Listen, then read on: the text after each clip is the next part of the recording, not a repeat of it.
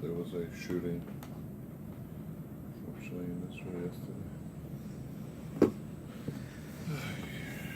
7 wounded. Really? A pregnant woman with her baby. She's 21 years old. Crazy. All right.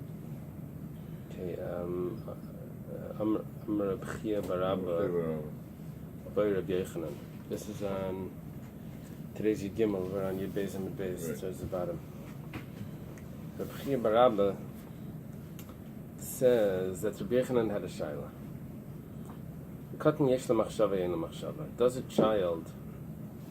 Does a child have thought? Now, machshava over here means that we don't know. We don't have an action that's telling us what the thought is, according to Rashi. We also don't have any speech along with it. Suddenly, Rabbi says, "V'tiboyle ma'isa."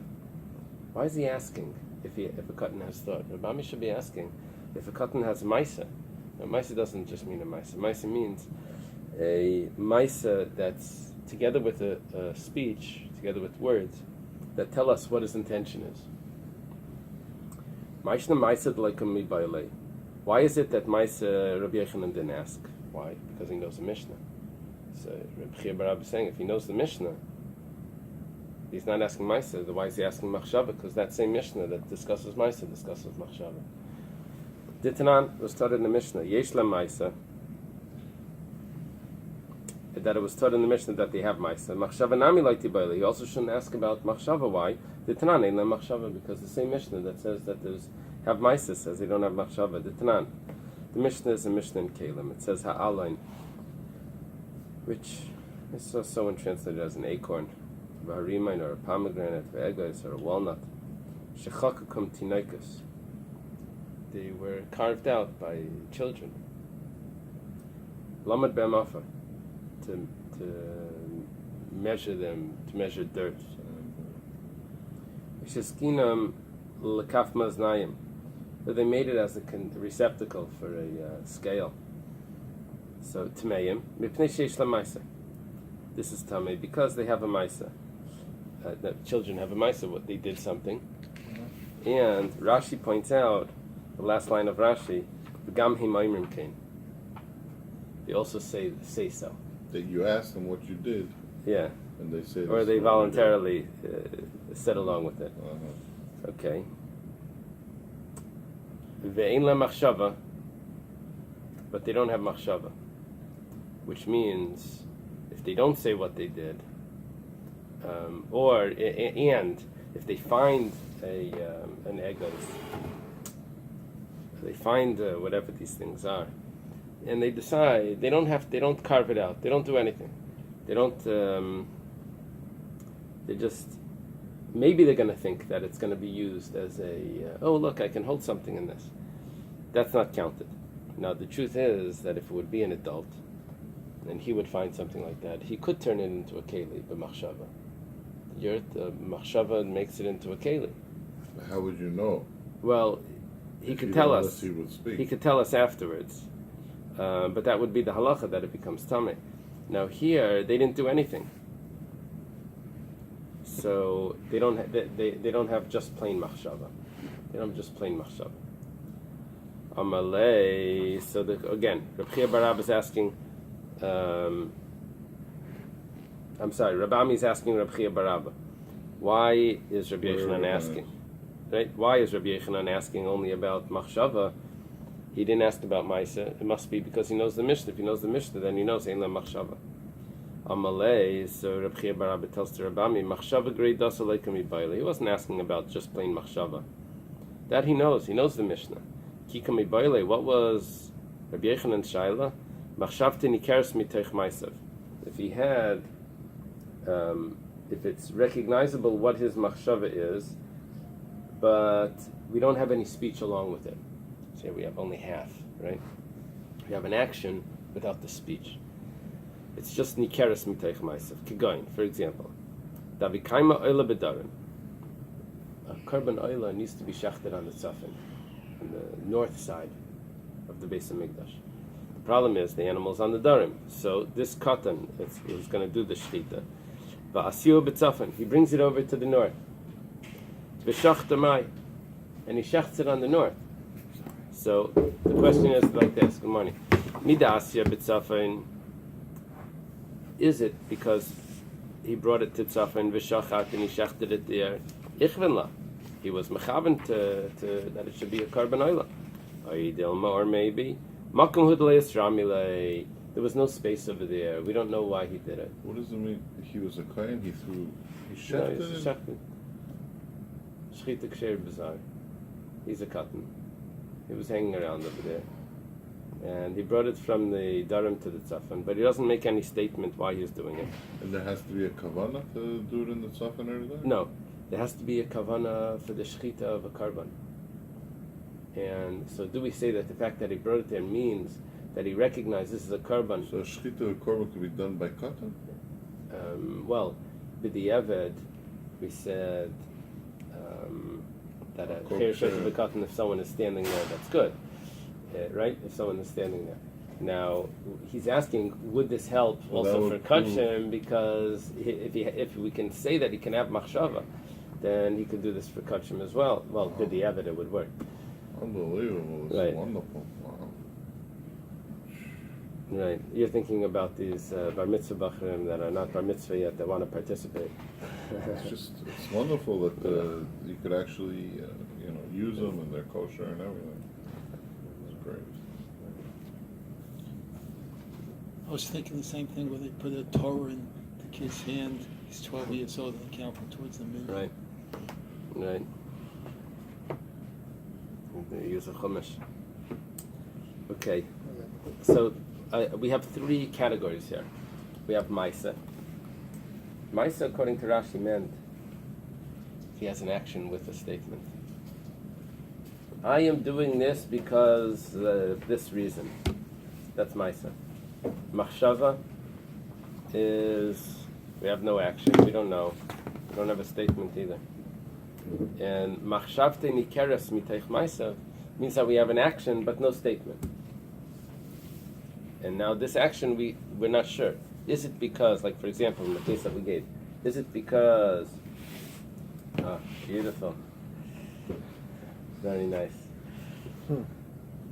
Is it because the share just went up in level? So Nismala Bais Kulaira. I never wanted to buy it because I always thought it said Quran.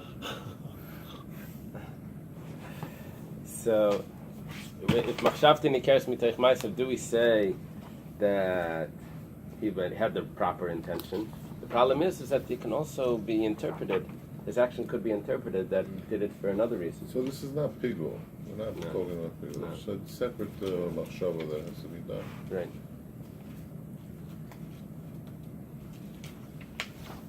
Pigul is special halachas where he messes up the machshav. He has other thoughts. Talking about does he have any thoughts? Okay.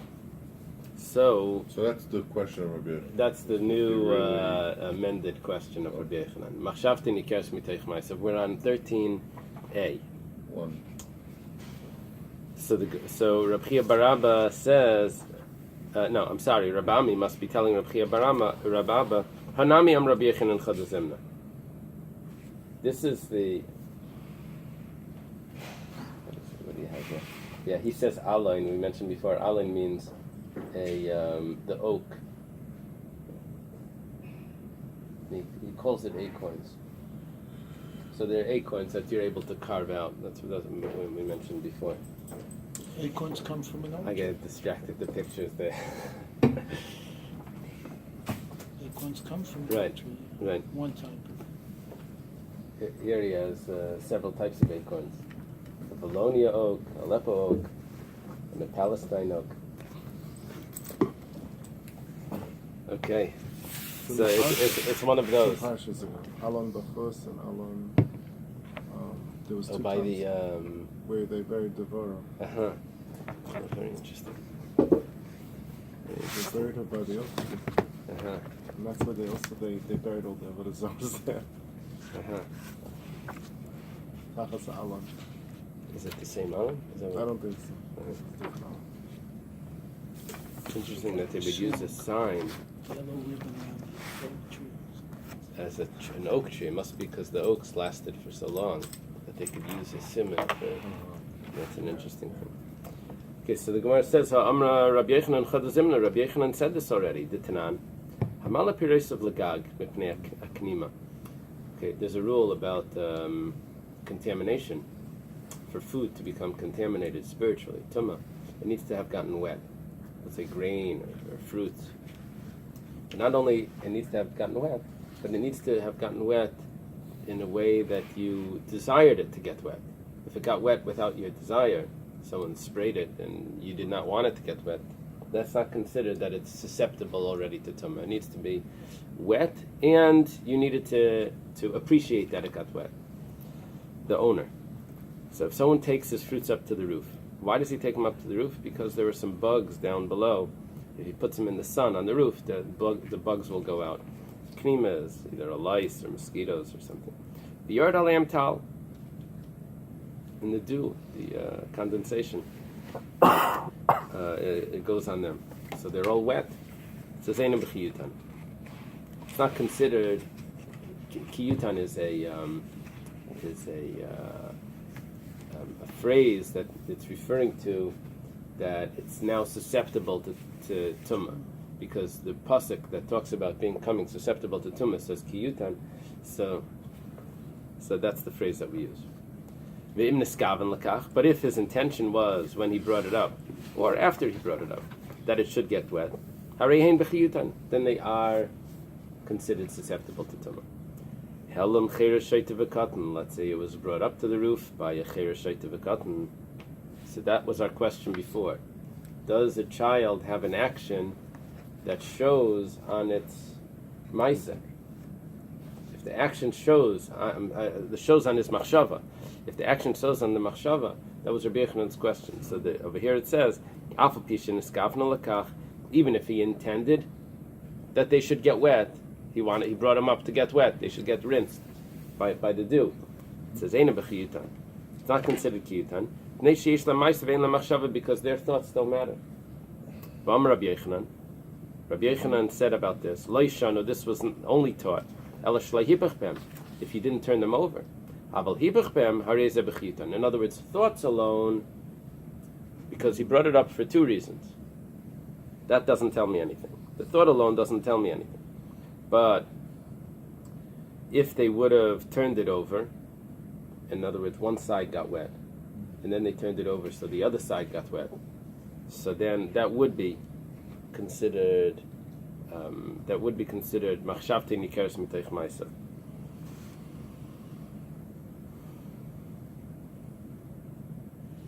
Because that would be ma'asav mechichen. It would be clear.